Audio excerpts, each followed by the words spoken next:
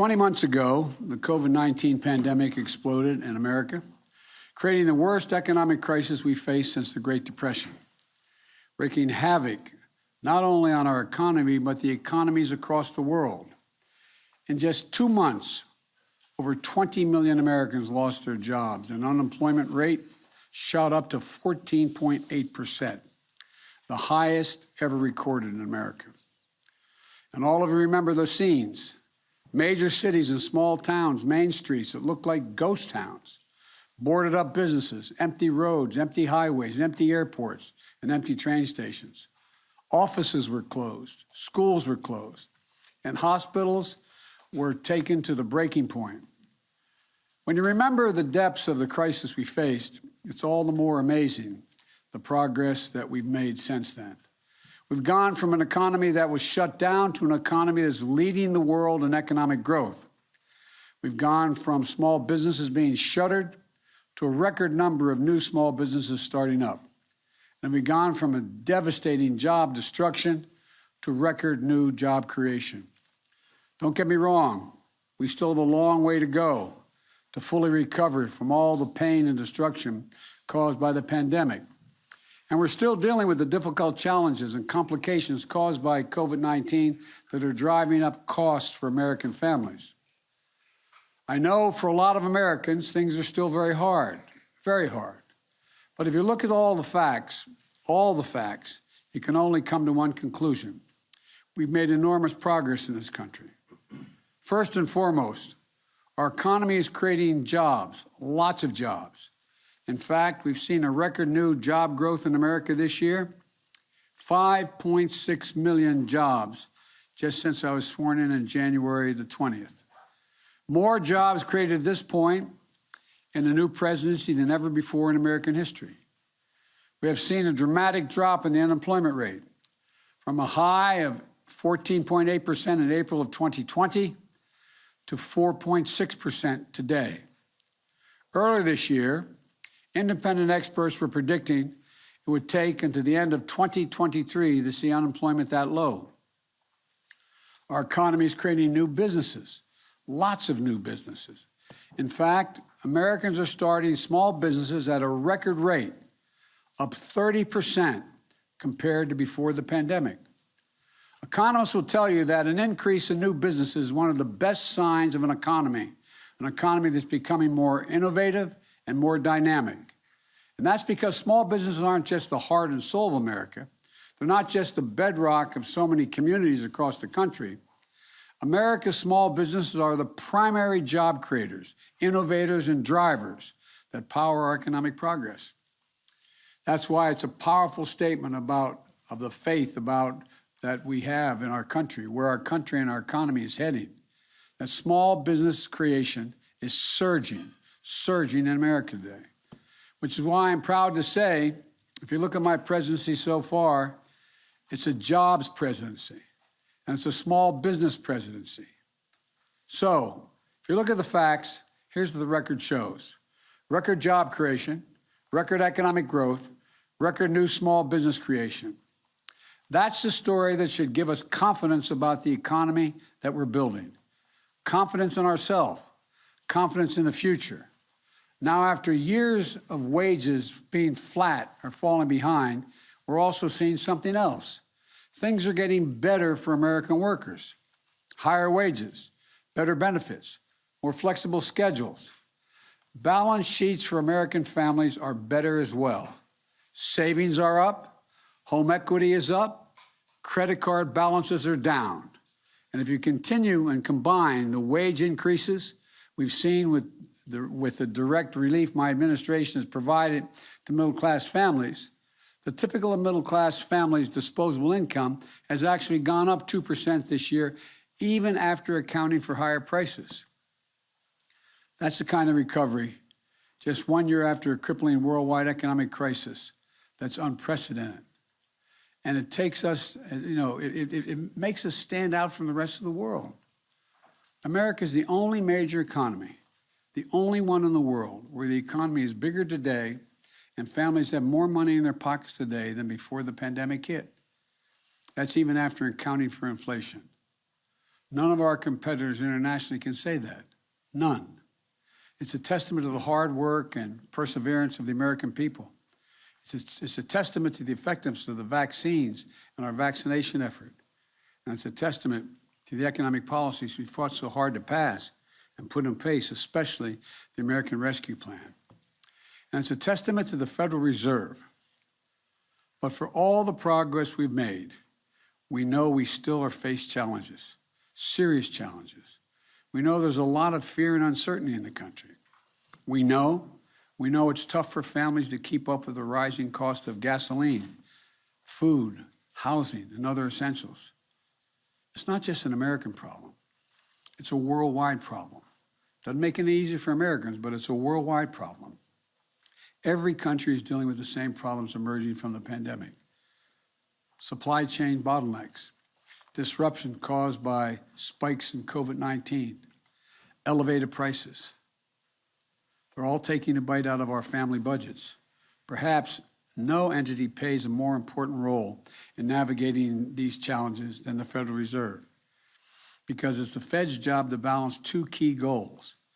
The first is to achieve maximum employment, to get as many Americans working as possible. And the second is to keep inflation low and stable. To meet these goals is going to require patience, skill, and independence. That's why today I'm nominating Jerome Powell for a second term as chair of the Federal Reserve. And I'm nominating Brainard to take the position as vice chair of the Federal Reserve. When our country was hemorrhaging jobs last year and there was panic in our financial markets, Jay's steady and decisive leadership helped to stabilize markets and put our economy on track to a robust recovery. Jay is a believer in the benefits of what economists call maximum employment. That's an economy where companies have to compete to attract workers instead of workers competing with each other for jobs, where American workers get steady wage increases after decades of stagnation, and where the benefits of economic growth are broadly shared by everyone in the country, not just concentrated for those at the top. Jay said it well last month, and I'm going to quote him. He said, and I quote, "An economy is healthier and stronger when as many people as possible are able to work. If entrenched inequities prevent some Americans from participating fully in our labor markets, not only will they be held back from opportunities, but the economy overall will not realize its potential. And those who have historically been left behind stand the best chance of prospering in a strong economy with plentiful job opportunities," end of quote. As chair, Jay undertook a landmark review to reinforce the Federal Reserve's mission toward delivering full employment. We're making strong progress toward that goal now. And I believe Jay is the right person to see us through and finish that effort, while also addressing the threat of inflation that it poses to our families and to our economy. Jay and I have had a chance to discuss his views on priorities for the Federal Reserve in the years ahead.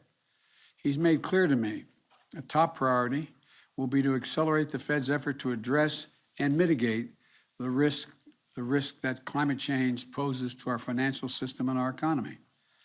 Extreme weather has cost our economy over $600 billion over the last 10 years. We have to make sure our financial system can withstand climate change and is prepared to transition to clean energy. The Fed must be a leader among central banks globally in addressing climate-related financial risks. He's also underscored the importance of the Fed taking a more proactive role in the months and years ahead in making sure that our financial regulations are staying ahead of emerging risks, be they from innovations in cryptocurrency or the practice of less regulated non-bank financial institutions. Having served as vice president during the depths of the 2009 financial crisis, and having worked with President Obama to put in place stronger financial rules of the road, I understand the stakes of our regulations falling asleep at the switch, regulators falling asleep at the switch. Jay, along with the other members of the Fed board that I will nominate, must ensure that we never again expose our economy and American families to those kinds of risks. I respect Jay's independence And I also trust that he will follow through on his commitment to prioritize these issues with the skill that he has shown in his service to date. Now, some will no doubt question why I'm renominating Jay when he was the choice of a Republican predecessor. Why am I not picking a Democrat? Why am I not picking fresh blood or taking the Fed in a different direction? Put directly, at this moment, both enormous potential and enormous uncertainty for our economy, we need stability and independence at the Federal Reserve.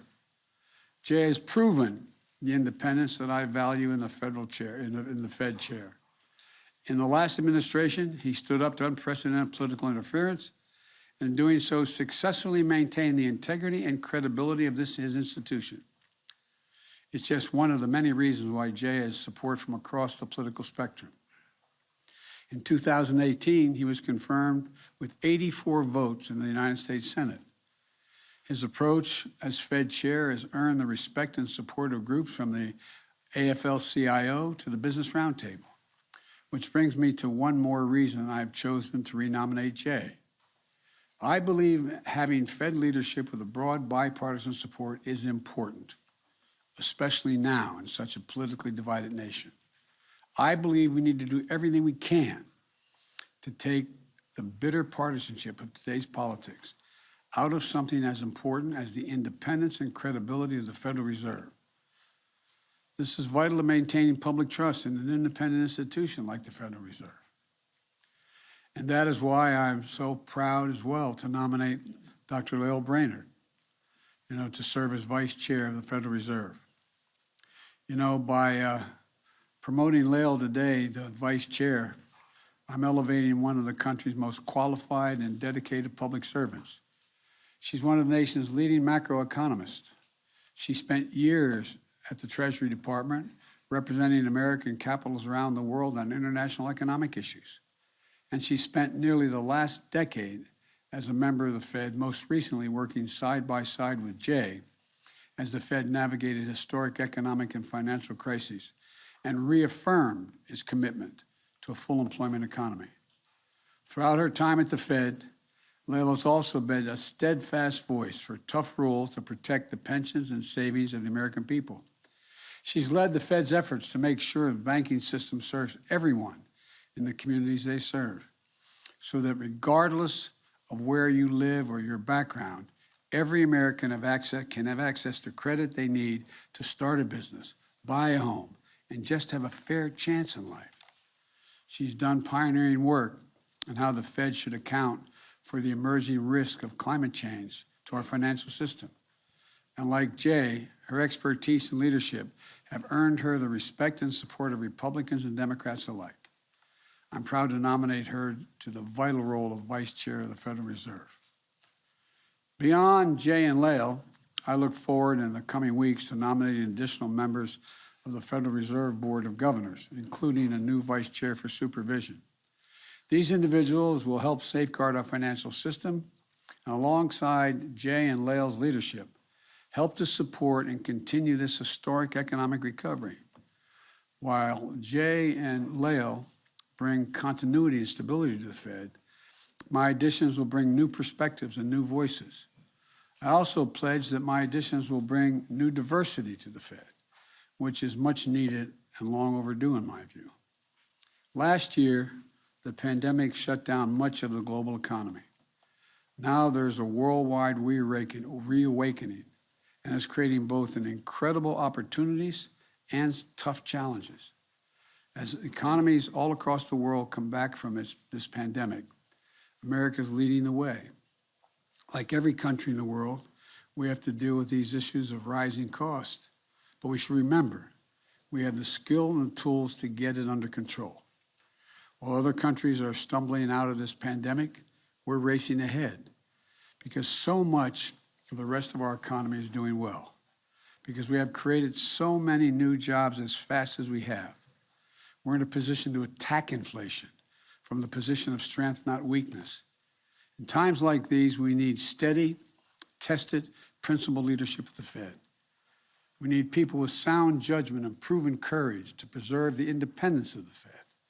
And we need people of character and integrity who can be trusted to keep their focus on the right long-term goals of our country, for our country. I'm confident Jay and Lael are those people. Now I'd like to give both Jay and Lael an opportunity to say a few words. And we're going to start with Jay, and then I'm going to turn to Lael. Jay, the floor is yours. You're over this side.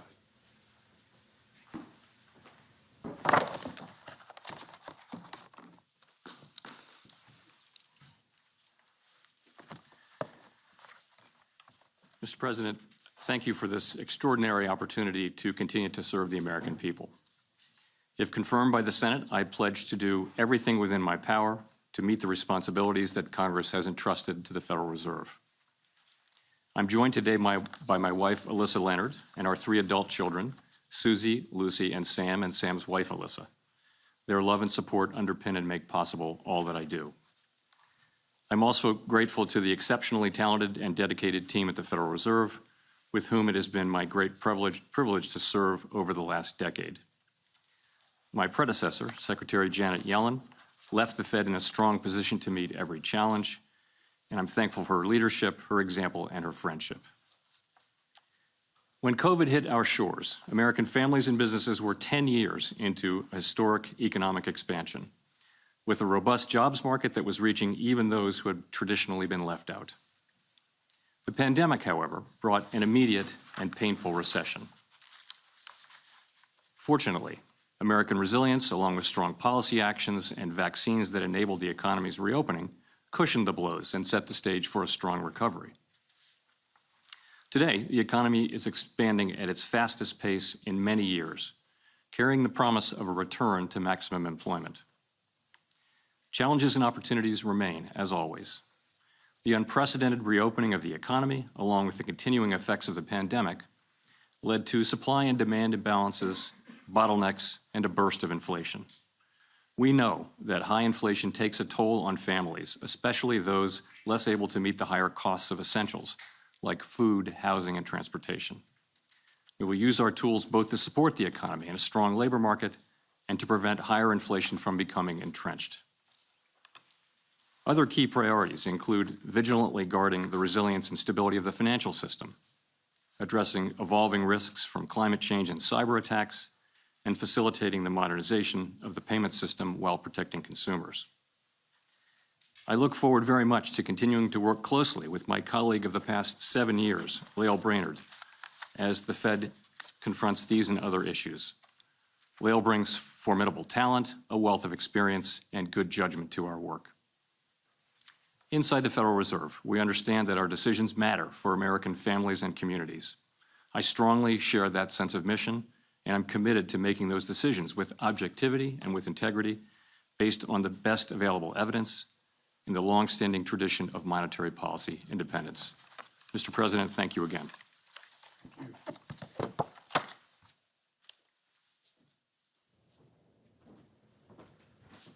Now I'd like to give the floor to Dr. Brainard.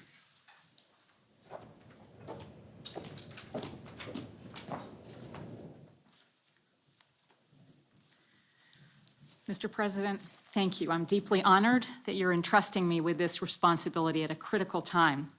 I'm committed to putting working Americans at the center of my work at the Federal Reserve. This means getting inflation down at a time when people are focused on their jobs and how far their paychecks will go. It means supporting a growing economy that includes everyone. It means ensuring that financial markets are thriving and resilient, and the economy is sustainable for future generations. It means serving all Americans in every community across the country and ensuring the Federal Reserve reflects the diversity of the communities we serve. I was privileged to work with Chair Powell as we made every effort to protect workers, businesses, and families from the COVID financial shock with the support of Congress. And I look forward to working with him in the months and years ahead to build a durable recovery. I also want to thank Secretary Yellen, with whom I've also been privileged to work. I'm grateful to the many people who have supported my efforts. As a working mom, I'm especially grateful for the love and support of my 3 dynamic daughters, Kaylin, Kira, and Coco, who took the afternoon off from school, my deeply devoted husband, Kurt, Aunt Vivian, my sisters, and my amazing mother, Joanne, who's here with me today. I'm confident that by working together, we will see a strong recovery for all Americans. Thank you. Thank you. Well, folks, that's it. Hope you have a happy Thanksgiving. And I thank the families of the two nominees for being willing to support their work and what they have to do. It's going to be long hours, as you already know, long efforts, and I thank the families. Thank you all. Mr. President, what do you say about